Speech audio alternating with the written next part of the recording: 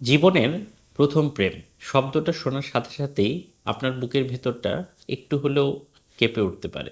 চোখের সামনে ভেসে উঠতে পারে আবছা কোনো মুখ, মনে পড়ে যায় পুরনো কোনো দিনের কথা। আমাদের সবার জীবনেই এই অধ্যায়টা আসে, কিন্তু প্রশ্নটা হলো, জীবনের প্রথম প্রেম কি আসলেই ভোলা যায় নাকি যায় না? চলুন আজ এই অনুভূতির গভীরে ডুব দেওয়া যায়। কেন প্রথম প্রেম এত তীব্র, এত অবিস্মরণীয় হয়? এর পেছনে কিন্তু বেশ কিছু মনস্তাত্ত্বিক এবং বৈজ্ঞানিক কারণ আছে। প্রথম কারণ হলো প্রথমবার অভিজ্ঞতা। জীবনের সব কিছুই তখন আমাদের কাছে নতুন। প্রথম কারো জন্য অপেক্ষা করা, প্রথম লুকিয়ে চিঠি দেওয়া, প্রথম হাত ধরা, এই প্রতিটি অনুভূতি আমাদের মস্তিষ্কে এমনভাবে গেঁথে যায় যা আর কোনো অভিজ্ঞতার সাথে কখনোই মেলে না। মনে করে দেখুন আপনার স্কুল জীবনের সেই দিনগুলোর কথা। টিফিন ভাগ করে খাওয়া, বইয়ের ভেতরে চিঠি চালাচালি করা, অথবা ছুটির পর শুধু একবার তাকে দেখার জন্য ঘন্টার পর ঘন্টা দাঁড়িয়ে থাকা। আপনার কি মনে পড়ছে সেই প্রথম লেখা চিঠিটার কথা, যেটা দেওয়ার আগে হয়তো 10 বার ছিঁড়ে আবার নতুন করে লিখেছিলেন? সেই সময়ের সরলতা কি এখন ভাবলে মুখে হাসি চলে আসে? দ্বিতীয় কারণ হলো কৈশোরের আদর্শবাদ বা আইডিয়ালিজম। প্রথম প্রেমে পড়ার সময় আমাদের মন থাকে একদম স্লেটের মতো। আমরা কোনো হিসাব নিকাশ করে প্রেমে পড়ি না। আমরা সেই মানুষটিকে আমাদের কল্পনার মতো করে সাজিয়ে নেই, আর কোনো ভুল আমাদের চোখে পড়ে না। সে সময় আমাদের কাছে এক কথায় সে হয়ে ওঠে পারফেক্ট। হয়তো তার সাধারণ কোনো অভ্যাসও আপনার কাছে অসাধারণ মনে হয়, যেমন তার কথা বলার ভঙ্গি, তার হাসি, অথবা হাঁটার স্টাইল।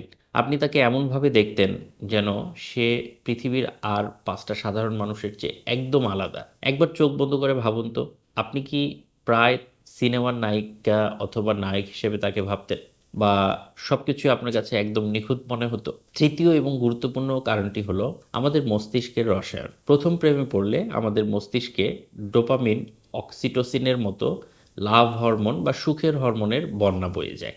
এই হরমোনগুলো আমাদের মনে তীব্র আনন্দের অনুভূতি তৈরি করে, যা এক ধরনের আসক্তির মতোই। এই তীব্র রাসায়নিক প্রতিক্রিয়ার কারণেই সেই স্মৃতিগুলো এত জীবন্ত হয়ে থাকে। তার পাঠানো একটা সাধারণ "কেমন আছো" মেসেজ পেয়েও আপনার মনে হতো আপনি যেন লটারিতে জিতে গেছেন। কিংবা তার সাথে কথা বলার সময় হৃদস্পন্দন বেড়ে যেত, হাত পা ঠান্ডা হয়ে যেত। সেই সময়টার কথা ভাবুন, যখন ঘন্টার পর ঘন্টা তার সাথে কথা বলেও আপনার ক্লান্তি আসতো না। বিজ্ঞান কিন্তু বলছে এর পেছনে আপনার আবেগের সাথে এই হরমোনগুলোর বড় একটি ভূমিকা ছিল। চতুর্থ কারণটি হলো আমাদের আত্মপরিচয় গঠন। প্রথম প্রেম সাধারণত আমাদের জীবনের সেই সময়ে আসে যখন আমরা নিজেদেরকে চিনতে শুরু করি, আমাদের ব্যক্তিত্ব তৈরি হতে থাকে। তখন সেই ভালোবাসার মানুষটিকে আমাদের পরিচয়ের একটা অংশ করে ফেলি। আমরা তার পছন্দের গান শুনতে শুরু করি, তার মতো করে কথা বলার চেষ্টা করি, তার স্বপ্নগুলোকে নিজের স্বপ্ন ভাবতে শুরু করি। আপনারা দুজন মিলে যে গানগুলো শুনতেন, যে সিনেমাগুলো দেখতেন, বা যে জায়গায় ঘুরতে যেতেন, সেই সব কিছুর সাথেই আপনাদের একটা স্মৃতি জড়িয়ে থাকে। আজও কি কোনো বিশেষ গান শুনলে বা পুরনো কোনো জায়গায় গেলে হুট করে সেই মানুষটার কথা মনে হয়, আপনার মনে ভেসে ওঠে? আপনার আজকের আপনি হয়ে ওঠার পিছনে সেই সময়টারও কিন্তু অনেক বড় অবদান আছে। তাহলে কি সত্যিই প্রথম প্রেম ভোলা যায় না? উত্তরটা ঠিক হ্যাঁ বা না দিয়ে দেওয়া কঠিন। আসলে ভুলে যাওয়া শব্দটা এখানে ঠিক নয়। সঠিক শব্দটি হলো এগিয়ে যাওয়া বা মুভ অন করা। প্রথম প্রেমের স্মৃতিটা অনেকটা শরীরে লাগা প্রথম বড় কোনো আঘাতের দাগের মতো। আঘাতটা সেরে যায়, ব্যথাটাও চলে যায়, কিন্তু একটা হালকা দাগ আজীবনের জন্য থেকে যায়। সেই দাগটা দেখলে আপনার কষ্ট হয় না, বরং মনে পড়ে যায় যে জীবন এমন একটা ঝড় এসেছিল। ধরুন 10 বছর পর পুরনো সেই মানুষটার সাথে আপনার হঠাৎ দেখা হলো। আপনার মনে হয়তো কোনো কষ্ট নেই বা রাগ নেই, কিন্তু একটা অদ্ভুত ভালো লাগা বা নস্টালজিয়া কাজ করবে। আপনি হয়তো মনে মনে হাসবেন যে কতটা ছেলেমানুষি না করতেন তখন। কখনো কি আপনার এরকম হয়েছে? বছরের পর বছর তাকে অন্য কারো সাথে সুখী দেখে আপনার ভেতরটা শান্ত থেকেছে?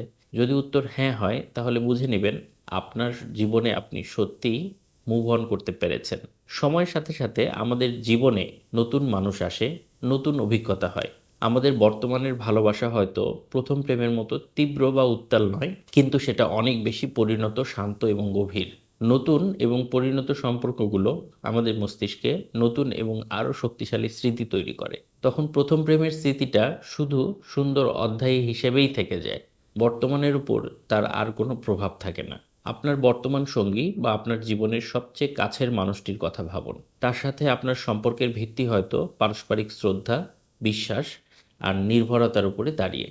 এই সম্পর্কটা আপনাকে যে মানসিক শান্তি দেয় তা হয়তো প্রথম প্রেমের উত্তেজনার চেয়ে অনেক বেশি মূল্যবান। আপনার বর্তমান সম্পর্কটা কি আপনাকে একজন ভালো মানুষ হিসেবে গড়ে উঠতে সাহায্য করছে? উত্তর যদি হ্যাঁ হয়, তাহলে আপনি সঠিক পথেই আছেন। পরিশেষে প্রথম প্রেম ভোলা যায় না, কারণ সেটা আমাদের জীবনের একটা ভিত্তিপ্রস্তর। এটা আমাদের শেখায় কিভাবে ভালোবাসতে হয়, কিভাবে কষ্ট পেতে হয় এবং কিভাবে সেই কষ্ট সামলে উঠে আবার দাঁড়াতে হয়। তাই প্রথম প্রেমের ভুলে যাওয়ার চেষ্টা না করে বরং তাকে জীবনের একটা সুন্দর স্মৃতি হিসেবে গ্রহণ করাই ভালো। এটা ভোলার জন্য নয়, বরং এখান থেকে শিক্ষা আর অনুভূতিকে সঙ্গী করে জীবনে আরও ভালোভাবে এগিয়ে যাওয়ার জন্য। আপনার প্রথম প্রেমের গল্পটা কি আমাদের সাথে শেয়ার করবেন? চাইলে আমাদের সাথে শেয়ার করতে পারেন কমেন্ট সেকশনে। আপনাদের সবার সুস্বাস্থ্য কামনা করছি। আপনারা ভালো থাকবেন।